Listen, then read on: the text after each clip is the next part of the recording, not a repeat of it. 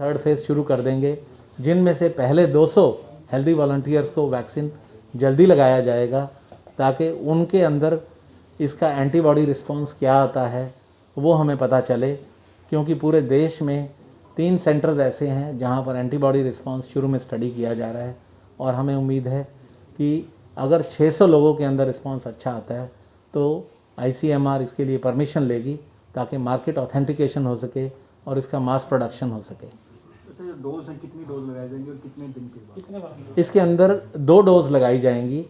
पहली डोज लगाने के 28 दिन बाद दूसरी डोज लगाई जाएगी। ये इंट्रामस्कुलर लगाई जाएगी शोल्डर में, और उसके बाद एंटीबॉडी का रिस्पांस स्टडी किया जाएगा। अच्छा, आपसे पहले जो 2 फेज रहे हैं उनके रिजल्ट किस तरह के? पहली 2 फेज जो रही हैं उसमें बहुत कम हेल्दी वॉलंटियर स्टडी किए गए, और उनके रिजल्ट्स में 2 चीज़ें स्टडी की गई। एक तो कोई ऐसा एडवर्स इफेक्ट आता है या नहीं, जो उसका मेन पर्पस था, और दूसरा उसका पोटेंसी कितनी है। तो पहली 2 फेज़ में जितने भी हेल्दी वॉलंटियर लिए गए उनमें या तो कोई साइड इफ़ेक्ट नहीं आया या बहुत ही मिनिमल साइड इफ़ेक्ट आए, जैसे इंजेक्शन साइट पे हल्का दर्द होना, या 2-3 हेल्दी वॉलंटियर्स को हल्का बुखार आया। इसके अलावा कोई और मेजर साइड इफ़ेक्ट किसी में नहीं नोट किया गया। वैक्सीन अच्छा, जो थर्ड फेज है इसमें जो एज ग्रुप है क्या क्या रखा जाएगा? थर्ड फेज़ के अंदर लोअर एज लिमिट 18 साल है, लेकिन अपर एज लिमिट कोई नहीं सेट की गई। कितनी भी एज का आदमी इसके अंदर रजिस्टर करवा सकता है। इसके अलावा एक और भी सुविधा है कि जहां पर फर्स्ट और सेकंड फेज़ के अंदर जिन्हें डायबिटीज़, हाई ब्लड प्रेशर, गुर्दे की बीमारी, हार्ट की बीमारी थी, उन्हें एनरोल नहीं किया गया था, लेकिन थर्ड फेज़ के अंदर कोई भी रोगी अगर डायबिटीज़, हाई ब्लड प्रेशर, गुर्दे की बीमारी का है, उसे भी इसके लिए रजिस्टर किया जा सकता है।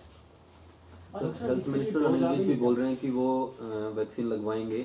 दूसरा इन्फॉर्मेशन ये है कि यहाँ से टीम बनाई जाएगी और वहाँ घर भेजा जाएगा उनको। वो कैसे प्रोसेस होगा सर? मुझे पता चला है कि स्वास्थ्य मंत्री जी ने इसके लिए अपनी इच्छा जताई है, और वो इसके लिए इच्छुक इसलिए हैं कि उन्हें लगता है कि वो कोई भी इस तरह की जो सर्विस है उसके लिए एक रोल मॉडल बन के आए पूरे हरियाणा के लिए, और उससे जो हमारी आम जनता है उनका इसके अंदर बहुत विश्वास जगेगा कि अगर स्वास्थ्य मंत्री खुद इसके लिए बढ़ चढ़ कर आगे आ रहे हैं तो और भी आदमी इसके लिए एनरोल करें, ताकि हम चाहते हैं कि जो 1000 हेल्दी वॉलंटियर हमने एनरोल करने हैं वो हम जल्दी से जल्दी अगले 15-20 दिन के अंदर ही एनरोल कर लें, ताकि इसके रिजल्ट जल्दी देश के सामने आए। पूरे वर्ल्ड के अंदर वैक्सीन का ट्रायल चल रहा है जी। अमेरिका की 2 कंपनियां हालिया में जो है जी वो परीक्षण कर रही है और 90% तक उन्होंने कहा है कि असरदार होंगे जी। और जल्द ही वो मार्केट। आपका जो ट्रायल चल रहा है, आप भारत में ये ट्रायल कर रहे हैं, आप लोगों को कितना विश्वास दिलाना चाहते हैं कि कब तक ये मार्केट में आ जाएगा और कितना सफल रहेगा आपका? देखिए, अभी जो 2 वैक्सीन करीब करीब बनकर तैयार हो गए हैं और लास्ट फेज़ ऑफ ट्रायल में हैं, वो दोनों वैक्सीन लाइव एटेन्यूएटेड वैक्सीन हैं, और ये हमारा जो वैक्सीन है भारत बायोटेक के माध्यम से जो बनाया जा रहा है, ये किल्ड वैक्सीन है। और कहीं पर भी देखा जाए तो किल्ड वैक्सीन जो होते हैं वो ज़्यादा सेफ होते हैं। दूसरी बात यह है कि इसका जो एंटीबॉडी रिस्पांस है वो पहली डोज लगने के 42 दिन के बाद में जो टेस्ट किया जाएगा उसके अंदर हमें पता चलेगा कि इसका एंटीबॉडी रिस्पांस सेटिस्फैक्ट्री है या नहीं है।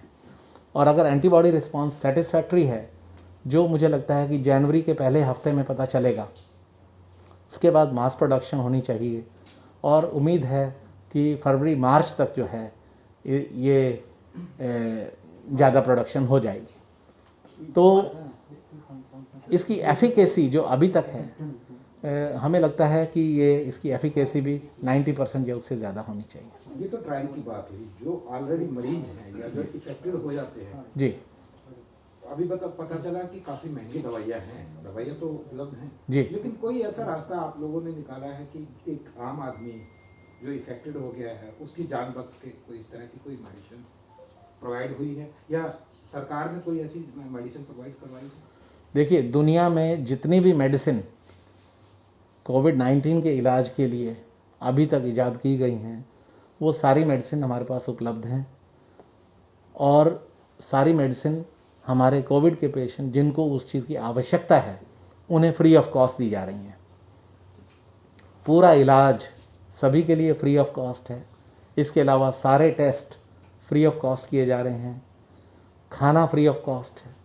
पेशेंट के अटेंडेंट्स के लिए भी खाना फ्री ऑफ कॉस्ट दिया जा रहा है। मेरे ख्याल में इतनी अच्छी सुविधा बहुत ही कम संस्थानों में है।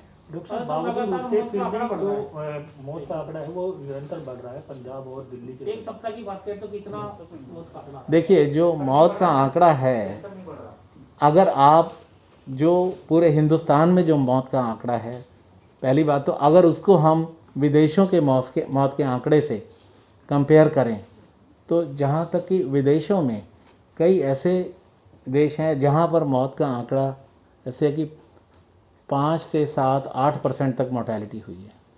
हिंदुस्तान में शुरू में 2-2.5% के करीब मोर्टेलिटी थी, अब धीरे धीरे कम होती जा रही है। इस समय हरियाणा के अंदर जो मोर्टेलिटी रेट है 1.01% है, 1.01%। जो नीति आयोग का भी जो ब्लू प्रिंट बनाया गया था उसमें भी ये कहा गया है कि हम कोशिश कर रहे हैं कि भारत के अंदर जो है मोर्टेलिटी रेट 1% से कम रहे। हमारे हरियाणा के कई ऐसे ज़िले हैं जहाँ पर मोर्टेलिटी रेट 1% से कम है और ओवरऑल मिला के 1.01% है। क्योंकि हमारे पास जो आते हैं पेशेंट यहाँ पर वो ज़्यादा सीरियस पेशेंट हैं। जो पेशेंट एसिम्टोमेटिक होते हैं या जिन्हें हल्का बुखार होता है, जिनका ऑक्सीजन लेवल बिल्कुल ठीक मेंटेन होता है, उन्हें हम भर्ती नहीं करते हैं, उन्हें घर जाने के लिए हम बोलते हैं। इसके अलावा वो घर जाने के बाद भी हमारी जो टीम है 24 आवर कंट्रोल रूम के थ्रू, हेल्पलाइन के थ्रू उन्हें मॉनिटर करती रहती है कि अगर किसी भी पेशेंट को कभी भी दिक्कत होती है तो हम एम्बुलेंस भेज के उनको बुला लेते हैं। जी एजीआई का आंकड़ा कितना है? मतलब एक सप्ताह की अगर बात करें। हाँ जी, इस आपके सामने है। हाँ जी, एक घट रहे हैं, 14 तारीख को 8 थे, 15 को 5 थे, ये 16 मोर्टेलिटी रेट। हाँ, और 16 को 2 थे। तो ये 10 तारीख से लगा था। ये जो मुझे आंकड़ा दिया जा रहा है कि ये पीजीआई का आंकड़ा जो है 10 नवंबर को जैसे 5 पेशेंट्स की डेथ हुई, उसके बाद 11 को 8, फिर 7, फिर 6, 8, फिर 5, इस तरीके से लगभग क्यों? 40 मौतें। हाँ 39, हाँ जी, 8 दिन के अंदर 39 डेथ्स हुई हैं। तो हमारी तो कोशिश ये है कि एक भी डेथ ना हो, लेकिन कई पेशेंट्स हमारे पास जब आते हैं तो बहुत सीरियस हालत में होते हैं।